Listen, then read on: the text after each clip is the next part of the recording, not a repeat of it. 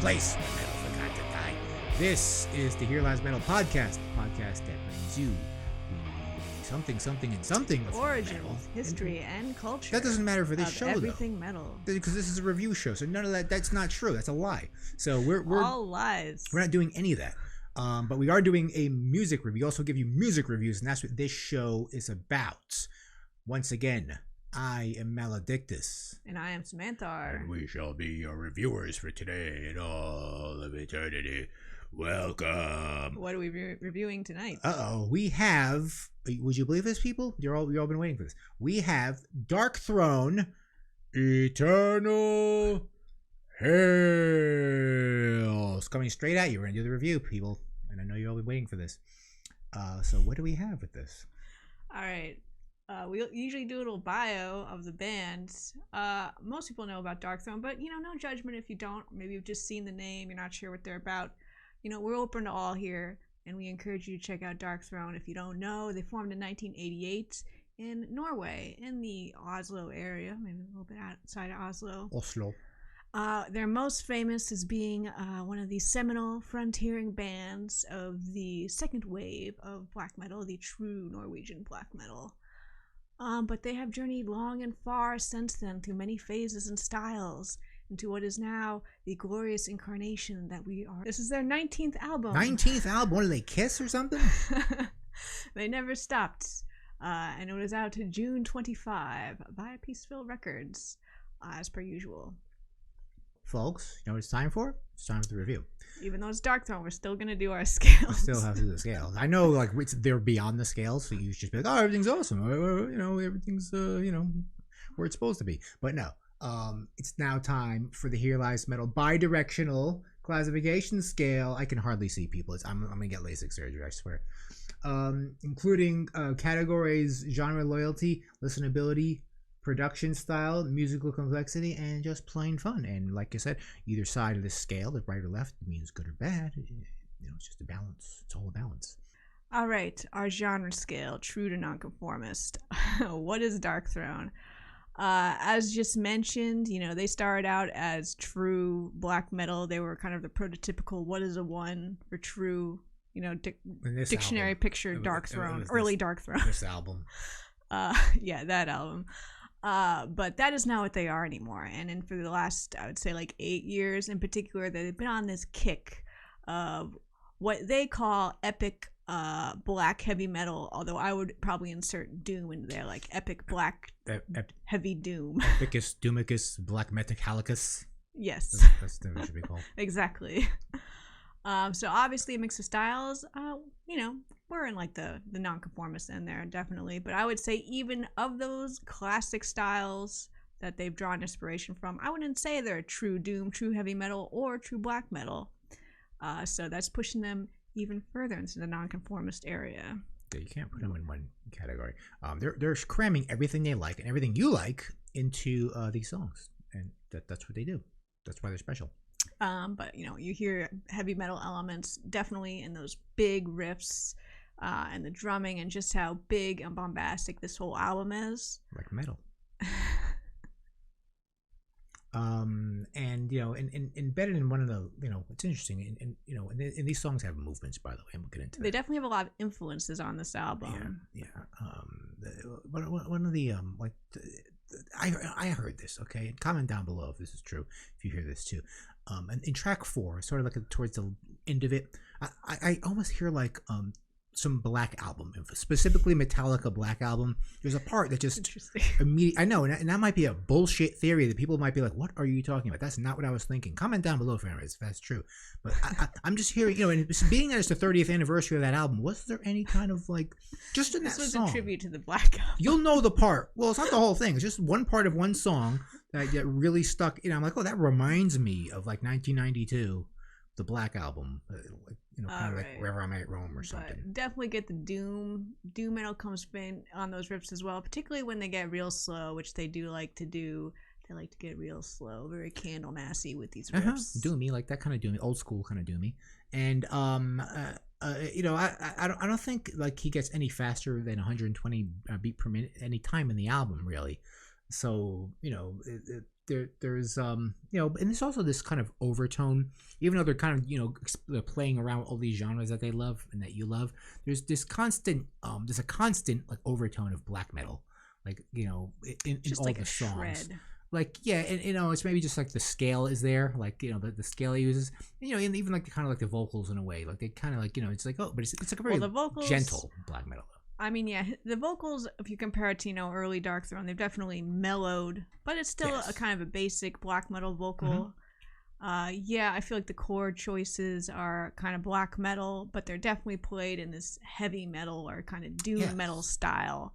I always love when people do that. Like when they take like a black metal chord, but they play it different, or they play it death metal style. Yeah. I like when people do Yeah, that they do a too. lot with death metal. Take your black metal chords and make blues music, make surf music with Don't it. go tremolo. Take Play it different.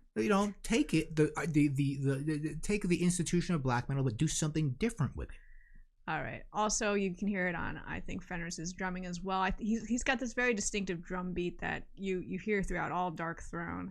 It's kind of this like D beat that definitely harkens back to like the punky side of black metal that Darkthrone was always definitely a part of. Yeah. But it's kind of like a matured D beat now, so it doesn't really sound very punk or very black metal anymore. And it's just like Fenris's beat. It's an old guy. It's an old man D beat. It's a young man's beat, but played by an old man. So yeah, Fenriz is if you haven't noticed this by now, he's the people's drummer of metal. It's accessible. His beats, they're homegrown. They're in the basement. Okay, they're in the garage. It works with everything. It works with any kind of metal. Any genuine metal. And they're pure. They're from the heart. And they're very blue collar, and there's nothing just extraordinary. There's nothing like bourgeois about them. They're just for everyone, and I think that's why so many people just look at Fenriz and Darkthrone in general as this band that like no one could really hate. It's like, oh yeah. Well, I'm sure they're out there. I guess I haven't heard. But yes, if you're looking for black metal blast beats, you can leave the hall. All right, but pushing this even further into the nonconformist side is the kind of space rock and even freaking prog elements on this thing, which I have not heard anything like this on a Darkthrone release ever, I was saying. Yeah, it's I have another weird observation, and comment down below, because I always come up with these observations that are completely out of left field. Like people must be at home, like, what the fuck are you talking about? But the first guitar intro, like the first little arpeggio he plays, whatever that is, it sounds to me like the first riff of Sisters of Mercy, Dominion. Am I right, or am I like? Comment down below if that's true. I'm hearing weird things in this album that just are just triggering. I'm a music autist. Okay, so I have all these like. What else did you hear? Nothing that I could point out. But if I really listen to the album like a couple of times, I probably Well, since you're talking about space rock, it's obviously an influence. I'm not hearing any specific like riffs that like, oh, that was from Hawkwind, but there's definitely a spaciness to it. From like the Hawkwind area, like I would say, and I'm sure this guy is a huge Hawkwind. There's no way he's not. That it's impossible that he's not. But I think these spacey proggy elements really get teased out most on the final two tracks, Voyage to a North Pole Adrift and Lost Arcane City of Upakra, which has synths. Darkthrone for the longest time was the black metal band without synths. But they're finally here, and which I don't think I've heard before from them. Is that on I think that last song they get very sparse and subtle at parts, like the whole thing just kind of drops out, and it almost sounds like the song is stopping, but it just kind of keeps going and it gets moody and it builds up again, which is not very Darkthrone at all. Not that it didn't fit, but it was just something I found very new for them. It's another movement. Yes. Okay, but if you may have noticed on this scale, we've got two markers here. Why? Because Darkthrone will and always will receive a 1 for true. Because 1, they're blending styles, but I think we can also argue this is the Darkthrone style. It's the 4th album we could clearly say is in this style, which is extremely distinct to them. It's true, because it's true to the specific Darkthrone genre. At this point, Darkthrone, by this point in their career, they get to be their own genre. and that's kind of indisputable. And also, just I think for meme reasons, the legend that is Fenriz must always have a one for true. He's the ultimate heavy metal man who's dedicated his life, and he has a true heart of metal. And he must receive a one for true. He's the emissary of like all good metal. There's a lot of kinds of metal that he wouldn't represent, but he represents. He's like he represents all the metal that you love if you're really genuinely into metal and you're into the history of metal.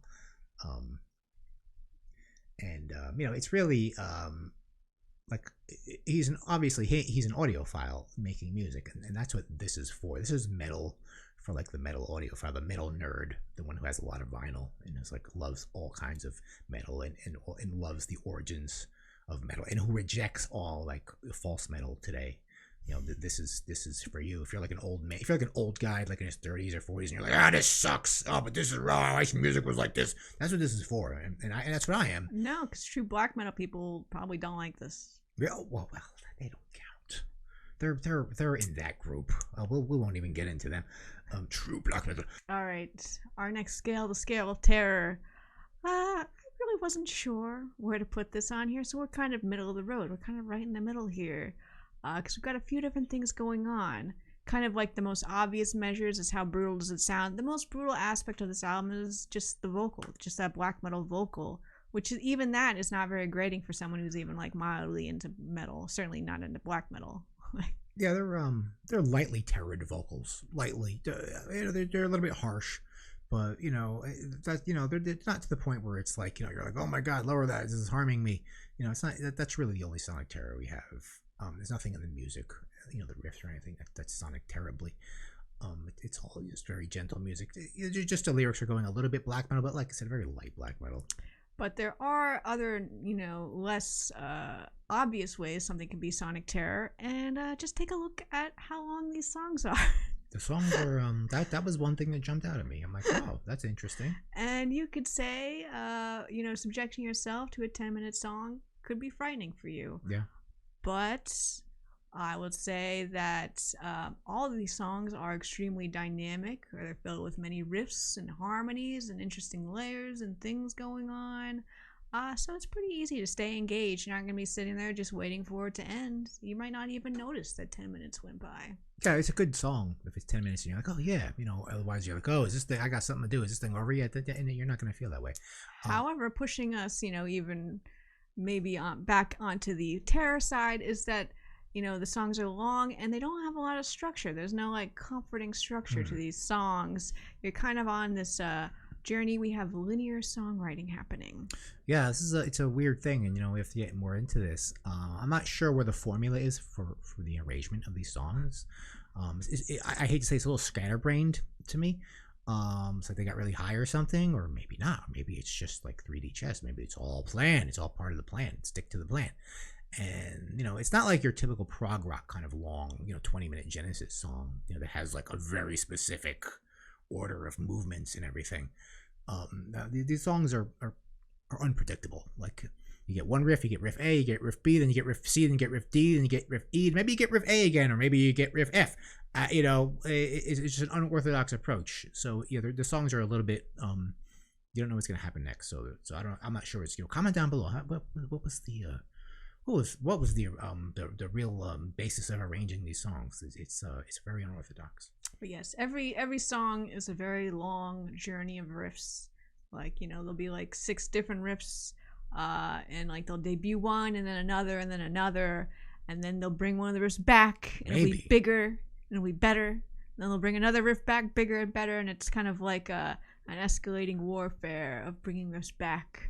So if you like when the riffs come back, you should listen to this album. But they don't bring it as Dictus said, they don't bring it back consistently. It's not consistent. Maybe one of you guys at home, you're real nerd, you should listen to it and map out the songs for us. Like do that. Like I could probably do that, but you guys are fans, maybe you could do that. I did also notice that the lyrics, they kind of do have more of a structure to them. Like they'll have like a verse chorus structure that will return, but they'll maybe sing that verse or the chorus over a different riff than it was originally sung, which I had a very interesting effect in my mind. But yeah, I think it's tough because like there's not like a single banger on this album where you're like, oh yeah, that's my song. Yeah, yeah. You know, this is a journey. You got to sit down and listen to the whole thing. So that's putting it more in the terror camp, I would say as well, because it's not easily digestible. It's not radio music. It's not live music. It's not, you have to sit down and listen. But that said, like a lot of it's very nice music. Like I get parts of it stuck in my head. Like I get the most proggy section on the Journey to a North Pole Adrift stuck in my head all the time. All right. Our next scale, Fisher-Price to high production. We're pretty high up here on the 4 side, which I would say is pretty consistent for Darkthrone in their later years. Very rich and thick sound, though this is their first album recorded in a real studio since the early 90s. But I think they definitely tried to make it sound very consistent with their other last 2 releases, which I think it did, but I think it sounds really great. And you're going to want to put your good headphones on or hook up some actual good speakers to your record player just to really hear everything. I particularly love the sound of the drums. You can really hear just the timbre of each tom on the fills. Don't listen to it from the Fisher-Price tape recorder, basically. Listen to it from like your real headphones. Yeah, it's really well EQ'd. The drums are way out in the front. It's mixed, just really like with the drums dominating. Obviously, your front man is a drummer, so the drums matter. I don't think he's the front man. Well, he's the half front man. He's the front half, and he's the front half of the horse. And no, he's the back half. The back half of the horse. Well, maybe it's the horse's ass is showing to you. I don't know. But yeah, it's got such a warm and genuine sound all around. But the drums are just dominant and just very, very punchy. And they have you can kind of feel them. They're not like just kind of subdued in the background like some really high production albums will kind of just, well, the drums belong over here in the mix and that's where they go. It's like no, we're going to put them over here and that's where they're going to be, and it makes it sound great. I like that approach. Every little cymbal, you can feel like every part. The drums are very well mixed. Like I said, you can hear every hit, like every like piece he has. Maybe they're individually mic'd or something, who knows, but he did a really good job with that. And the guitars, let's talk about the guitars. They're not like super heavy, super doomy, like Electric Wizard. They're not trying to do that. They're not trying to get that sound. They're just like guitars playing riffs. I'm not trying to be brutal or anything, super tuned down. It's a very friendly sound. It kind of goes back, it's almost like a classic kind of metal guitar sound in a way. And it's not a huge amount of effects on this album. This isn't like a pedals album. This isn't an HM2 album. It's maybe the album's mostly very dry for the most part. Besides his vocals, the vocals kind of have this echo on them, but otherwise there's not like a lot of just kind of unnecessary effects. It's not like an effects showroom here. They're just playing like rock music, almost like they'd be in their garage or something. It's really just simple. Yes. But the vocals, maybe there's a lot of echo because maybe it's like he's singing in that cave that you see in the picture. Maybe that's what it's supposed to be like. But yeah, especially because like as I said, like it gets very sparse in sections. You can really hear everything happening on this album. Yeah, it's very nice. Yeah, appreciate that's all a good the mix. tones. It's a good mix. Okay. Our note scale, again, we are middle of the road because we're not sure what really to say here, because obviously this album's not overly complicated or technical. A lot of the riffs, guitar lines are just very simple. Like they're very, very proudly simple, I would say. But there's just a lot of it. It's a very big album. Like so many riff ideas are crammed in here. Like I think they probably could have run a whole other album if they just spread the riffs out a little bit. Yeah, guys, you shouldn't have like used all the riffs in one song. Maybe you should have spread them out, saved them for more album. Like I feel like you took just like, hey, you have like 12 riffs, let's put them all in one song. Maybe put 6 riffs in a song and like use the other 6 for something else. That's what I would do. It's just maybe you guys have so many riffs. It's like so many riffs. We have thousands. You don't get it. They're not afraid of a riff shortage. We have many riffs. Look, we have riffs for you. We just throw them at people. But maybe that's the case.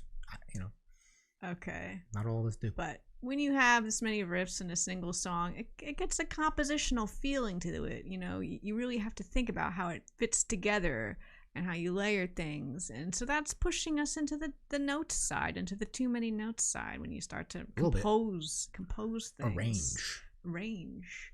And because this album, as we mentioned, feels like a journey, it's not an easy listen. I mean, it's not a hard listen, but it's a little challenging mentally. Like it's asking something from you. It's asking you to sit down and listen to it. Undivided attention.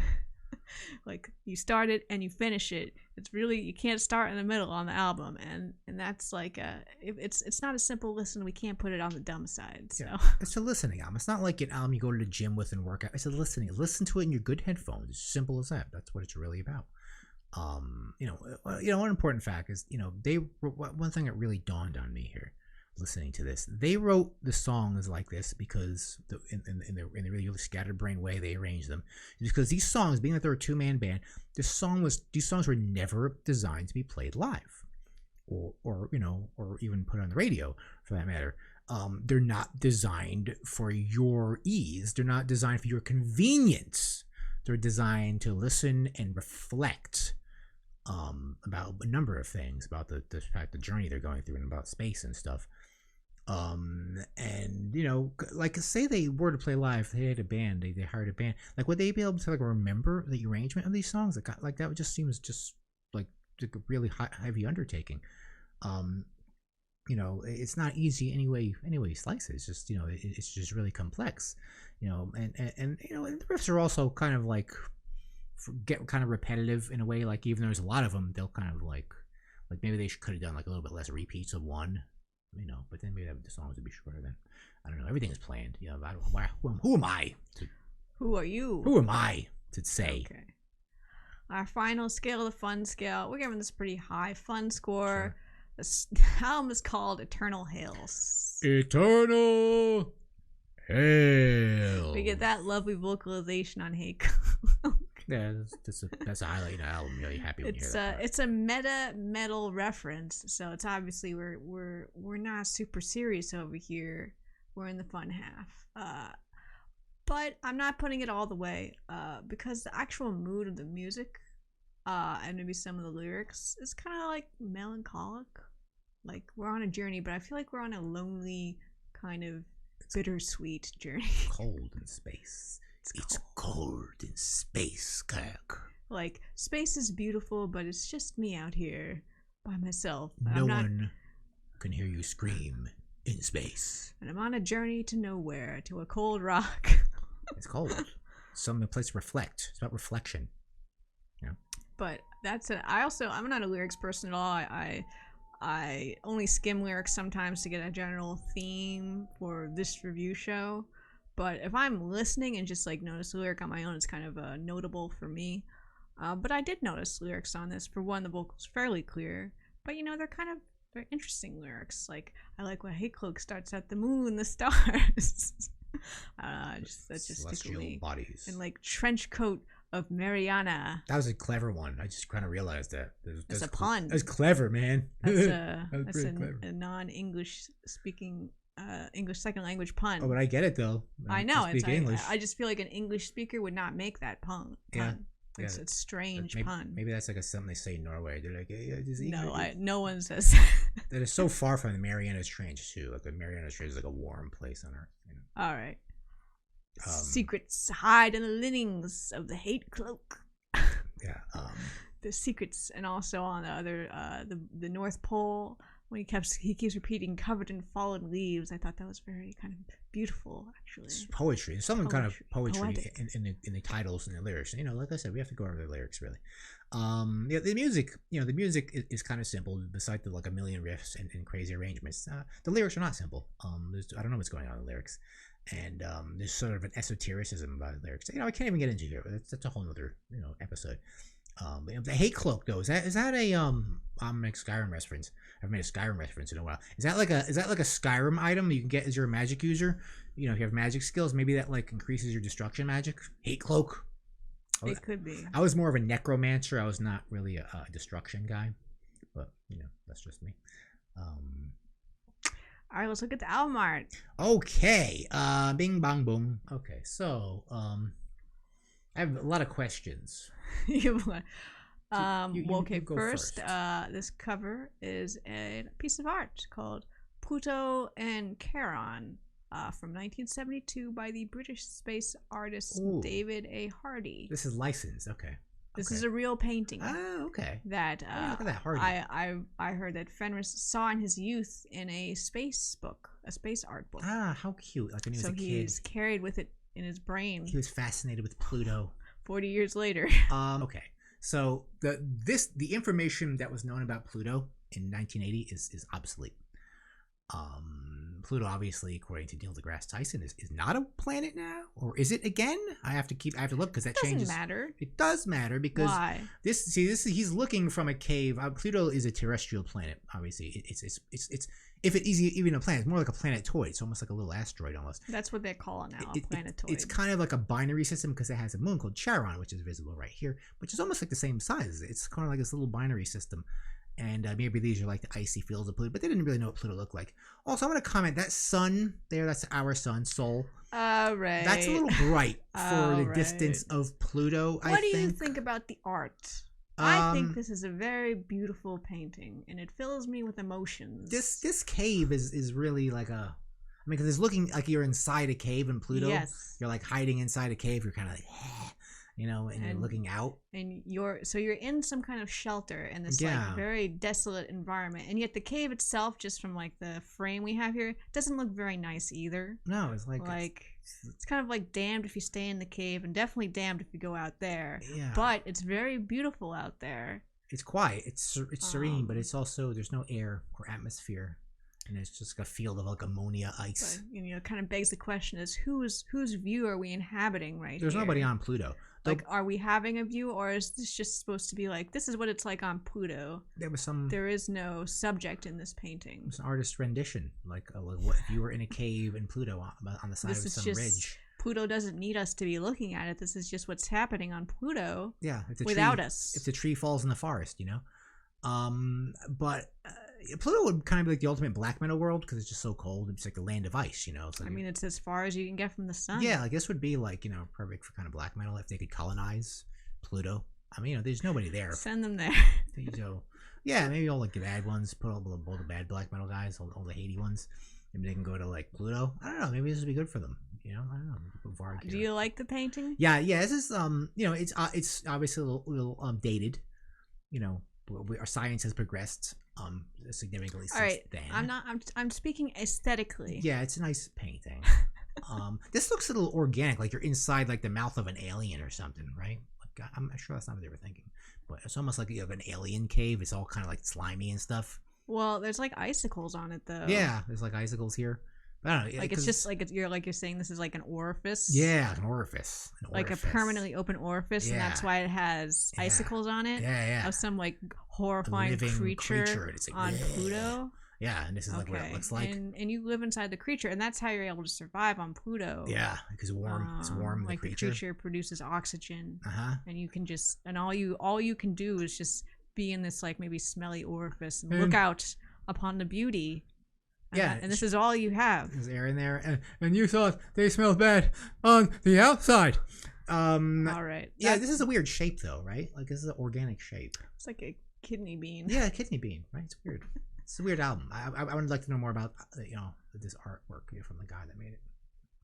I think there's an interview with him and Fenriz. No, they interviewed him for it. He is still living. That's wonderful. They were really into this painting. You know, that's so cool that Fenriz was like a kid and he just remembers this painting like he saw in some book. That's just so inspiring. I feel like Fenriz remembers every piece of art that affects him. Yeah, I'm kind of like the same way. I listen to Fenriz's podcast. All right, so yeah, he's just pulling out demos from like 1987. Like his thoughts are so just genuine. You know, they're not like he's like, oh yeah, this is one piece of art I saw when I was 3 and I just can't forget it. You know, he wrote a whole album about it. That's all awesome. Right. Final thoughts.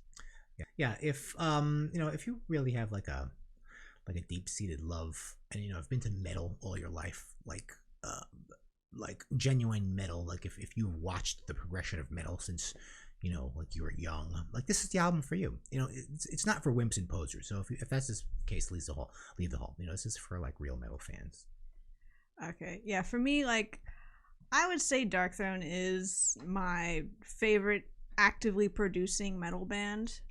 So this is a pretty big deal for me. So, and trying to like fit it into like my view of the Darkthrone discography and how I feel about it, I think I need to sit with this album a little bit more.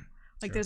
there's new elements on this album. It's got a new like, it feels to me like a new format. Like they've had long songs before, but they've never had an album that's just like this, where like the whole thing, like you feel like you definitely always have to sit through it, you know, track one to the end. Like you can never just be like, oh, I want to hear this one song. Like I feel like Darkthrone was usually more song focused, and this is definitely a new branch for them. The tones is and like the basic style, aside from like the prog elements, is very much a continuation of Old Star and uh Arctic Thunder.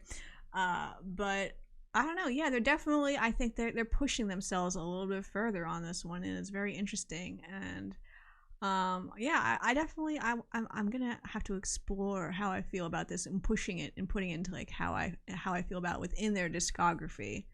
But yes, as in particular, I'm a fan of later Darkthrone. I mean, I can appreciate all Darkthrone, but I love later Darkthrone. Very passionate about it. Final consensus requires more analysis. So, as a big fan of later Darkthrone, I think this album is awesome and very intriguing. And I feel like even though I've listened to it, I don't know, like 5 times at this point, I'm not even sure exactly where I'm putting it on like my favorites list. This is old man Darkthrone, you know, and that's what I like. Growing with its fans. Old man Darkthrone. It's literally growing with its fans. I mean, all the people that were young when the first album came out, they're all old now, and this is just following along. Well, I was like Fenriz very small when well, the first album. You weren't, but most of the fans are like these old, you know, they're like these old guys.